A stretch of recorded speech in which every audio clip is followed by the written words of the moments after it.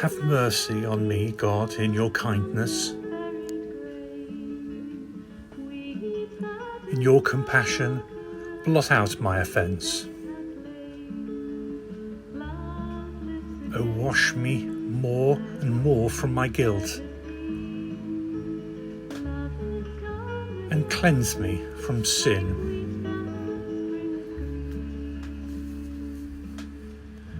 A pure heart create for me, O God. Put a steadfast spirit within me. Do not cast me away from your presence, nor deprive me of your Holy Spirit.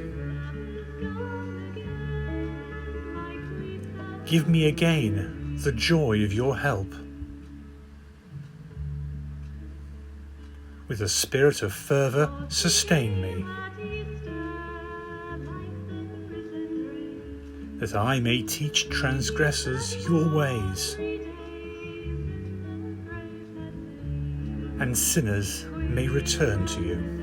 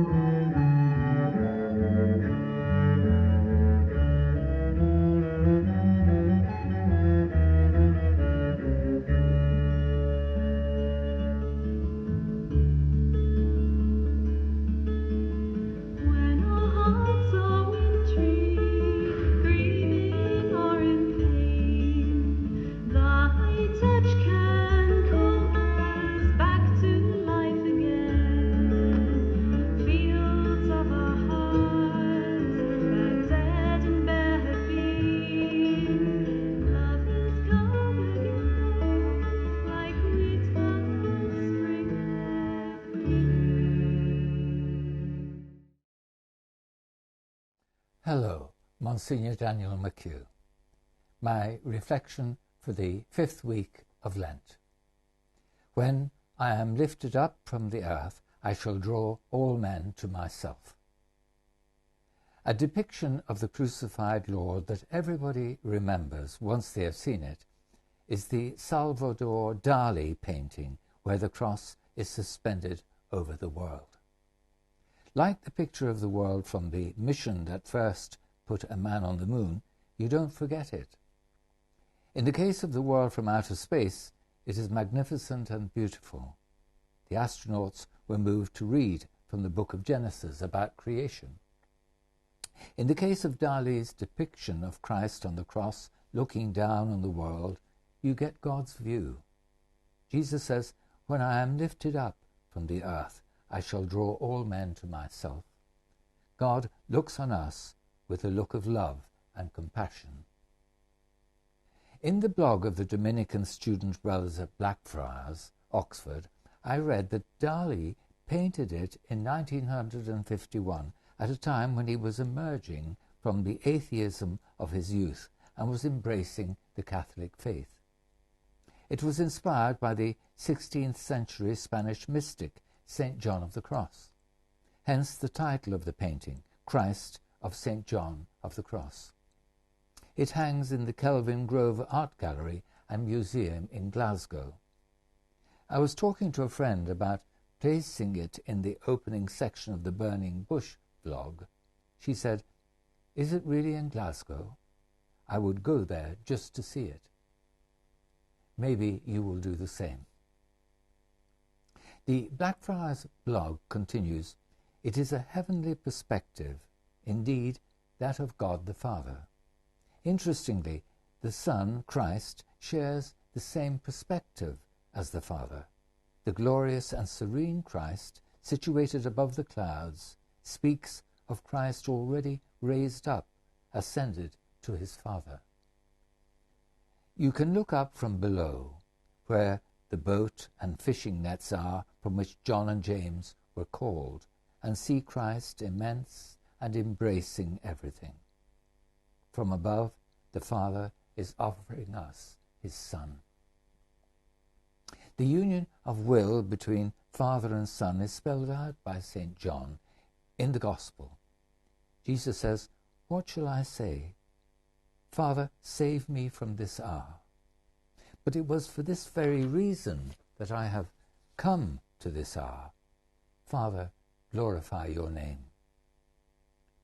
There is a challenge there for us too, to make God's way our way. Ferlita, in his commentary for the fifth Sunday, says, if we wish to serve Jesus, if we wish to be where he is, we must follow him. Quoting St. John chapter 12, we must make his attitude ours, surrendering completely to God's ways.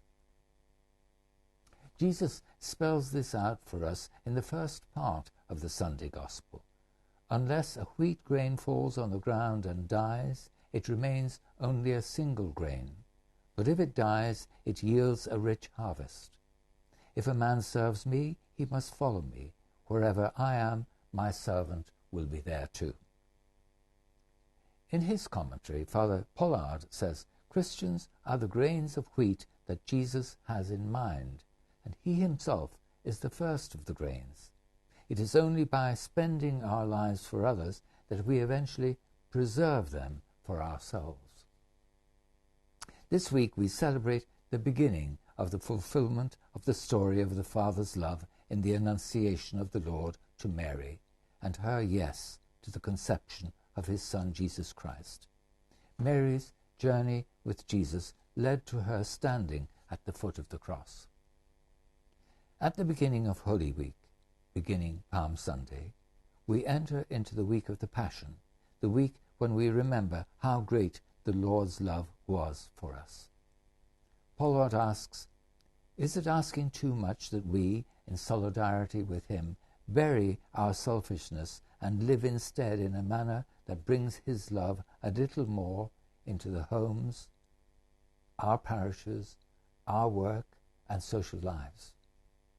Your own good judgment and your own best heart already knows the answer, he says. Dali explained the inspiration for his painting came from a cosmic dream in which he saw the image of the crucified Christ in colour, in which his dream represented the nucleus of the atom. This nucleus later took on a metaphysical sense. I considered it the very unity of the universe, the Christ, he said.